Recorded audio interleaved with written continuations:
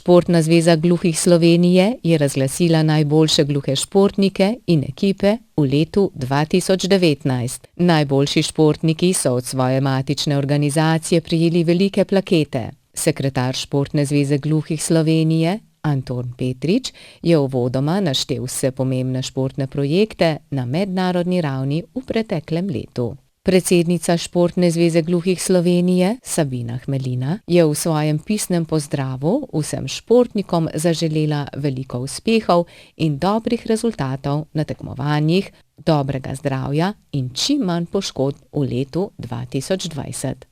Smučarka Anja Drev, članica Medobčinskega društva gluhih in naglušnih Velenje, je bila izbrana za najboljšo športnico leta med gluhimi, potem ko je konec decembra 2019 na zimskih olimpijskih igrah gluhih osvojila 5. mesto v smuku in 4. v kombinaciji.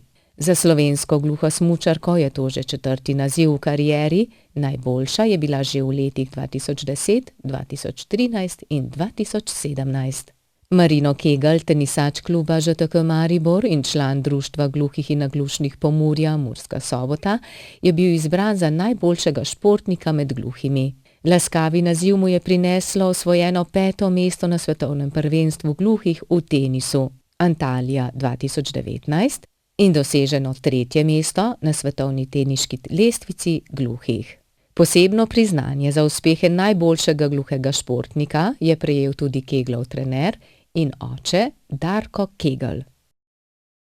V letu 2019 ni bilo ekipnih reprezentančnih tekmovanj na mednarodni ravni, zato Športna zveza gluhih Slovenije priznanj v tej kategoriji letos ni podelila.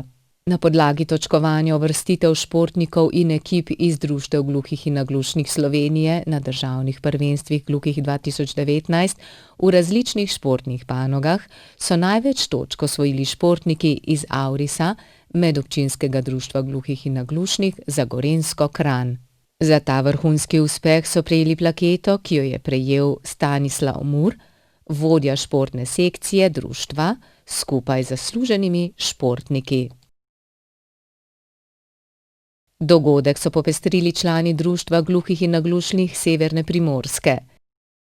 Božena in Fiorenco Urbančič ter Rajko Demir so pripravili šaljive skeče na temo športnih disciplin.